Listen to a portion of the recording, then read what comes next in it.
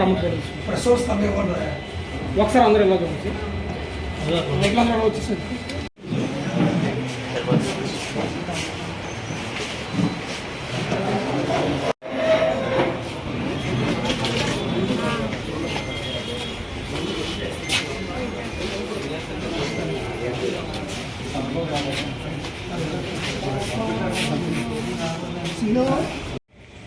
అందరికీ నమస్కారం అండి. ఈరోజు నర్సీపట్నం రూరల్ పోలీస్ స్టేషన్ దగ్గర రావడం జరిగింది. ముఖ్యంగా ఏంటంటే ఈరోజు ఒక అక్రమ కేసు సిఐ రావతమ్మ గారు ఒక అక్రమ కేసు తప్పుడు కేసు కట్టారు. కేవలం వైఎస్ఆర్ కాంగ్రెస్ పార్టీ టార్గెట్ చేస్తూ ఈ కార్యక్రమం చేపట్టడం జరుగుతుంది. కేవలం ముఖ్యంగా చెప్పాలంటే ఎస్సీ ఎస్టీ చట్టాన్ని మరి దుర్వినియోగం చేసే కేసు ఈరోజు సిఐ రావతమ్మ గారు కట్టడం జరిగింది. కేవలం సొంత భూమిలో సన్యాసిపాత్రి గారు మరి ఉన్న సరుగుడు తోటకి యువకులు అప్డేస్ కొడుతుంటే ఒక అక్రమ కేసు ఎస్సీ ఎస్టీ మరి వర్తించే విధంగా ఒక తప్పుడు కేసు అక్రమ కేసు కట్టారు. ఈ రోజు వరకు కూడా సుమారుగా 4 రోజులైన సరే ఈ రోజు కూడా ఎంక్వైరీ చేయలేని పరిస్థితి.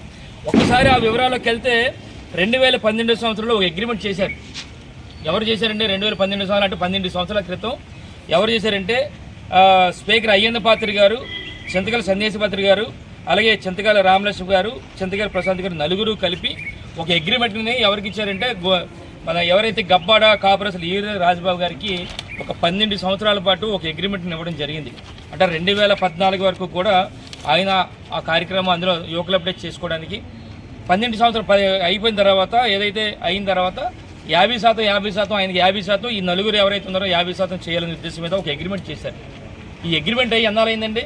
2024లో అయిపోయింది, 4 నెలల్లో. అంటే సుమారుగా 2 సంవత్సరాలు అయిపోయింది. 2 సంవత్సరాలు అయిపోతే ఈయనకి ఏంటంటే సంబంధం, ఏర్లి రాజబాబు ఏంటి సంబంధం? 2 సంవత్సరాలు అయిపోతే ఎవరు పాస్ పుస్తకాలు వాళ్ళకు ఉన్నాయి. ఆల్రెడీ కోర్టులో కూడా ఇది పెండింగ్లో స్పీకర్ అయ్యేందుకు గారు కూడా చెప్పారు, ఎవరి వాటాలు వాళ్ళకు ఉన్నాయి, ఎవరి వాళ్ళు పనిచేసుకొని కూడా చెప్పారు. మరి ఈయనకి ఏంటి సంబంధం అంటున్నాను. 2 సంవత్సరాలు అయిపోయిన తర్వాత వీళ్ళ తోట, వీళ్ళకి సంబంధించిన తోట, వీళ్ళ పాస్బుక్లో ఉన్న తోట ఇల్లుకొని నరుకుతుంటే ఈరోజు సీఏ రావతమ్మ గారు అక్రమంగా మరి ఎవరైతే లాలం స్వామి అక్కడ ఉన్నాడో లాలం స్వామి మా పార్టీ లీడర్ మీద ఒక అక్రమ కేసు ఎస్సీ ఎస్టీ కేసు కట్టారు. ఈ ఈళ్ళు రాజబాబు తీసుకున్నది లీజు తీసుకున్న 12 సంవత్సరాల్లో అయిపోయిన తర్వాత ఈయన ఇంకో ఆసామికి ఎవరో దాసట, ఆ దాసుకి ఒక లీజుకి ఇచ్చాడంట. ఆయన ఒక్కసారి అంటే ఈరోజు ఒకసారి ఇక్కడున్న తెలుగుదేశం పార్టీ నాయకులు ఉన్నారు నర్సీపట్నంలో, టీడీపీ నాయకులు కూడా మీ ద్వారా పత్రికా పెద్ద ద్వారా చెప్తున్నాను, ఎవరైతే ఈ దాసు ఉన్నారో ఈయనంట సర్వేకర్ల వ్యాపారం చేస్తాడంట.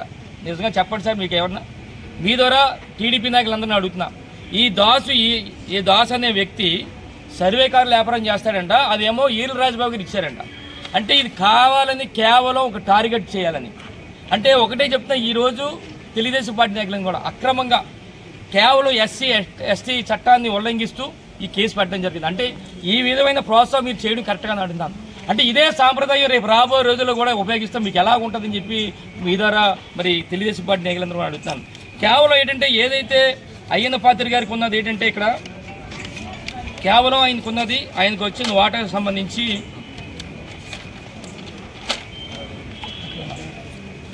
కేవలం మొత్తం ఆయనకు సంబంధించింది ఒక దాంట్లో ఒక 191లో 72 సెంట్లు ఉంది అయ్యన్నపాత్రి గారికి. అలాగే వీళ్ళకున్న వాటాలో 4 వాటాలకు సంబంధించి 68 సెంట్లు. ఏదైతే ఎకరా 40 సెంట్లు ఉందో ఎక్కడ కూడా ముట్టుకోలేదు. ఆయనకి సంబంధించింది కూడా ఎకరా 40 సెంట్లు అయ్యన్నపాత్రికి సంబంధించింది తోట అంతా అలాగే వదిలేశారు, ఎల్ షేప్లో క్లియర్గా ఎల్ షేప్లో అలాగా వదిలేశారు మొత్తం అంతా కూడా. అయ్యన్నపాత్రి ఎక్కడ కూడా ఒక్క చెట్టు కూడా దుర్వినియోగం కాలేదు. ఆయనకి సంబంధించిన వాటను పక్కన పెట్టి వీళ్ళకి కావాల్సింది మరి నరుకుతుంటే ఈరోజు అక్రమంగా కేసులు పెట్టి కార్యక్రమం చేస్తారు. అంటే ఈ 3 రోజులు అయింది, ఇక టాటలు 4 రోజుల నుంచి ఉన్నారు. పాపం వాళ్ళు ఏదో ఒక దాని మీద బతికే కార్యక్రమం వాళ్ళు అందరూ 4 రోజుల నుంచి కూడా టాటలను ఇక్కడే పెట్టారు. ఎటువంటి ఎంక్వైరీ చేయలేదు, కేవలం సీఏ రేవతమ్మ గారు చేసింది ఇదంతా కూడా. స్టేషన్కి సోదరుడు గణేష్ గారి ఆధ్వర్యంలో మరి వైఎస్ఆర్ పార్టీ క్యాడర్ అంతా కూడా రావడం జరిగింది. మరి పోలీస్ స్టేషన్లో నేను కంప్లైంట్ కూడా ఇవ్వడం కూడా జరిగింది. ఎందుకంటే మాకు గబ్బార్ రెవెన్యూలో మాకు సొంత భూమి ఉంది.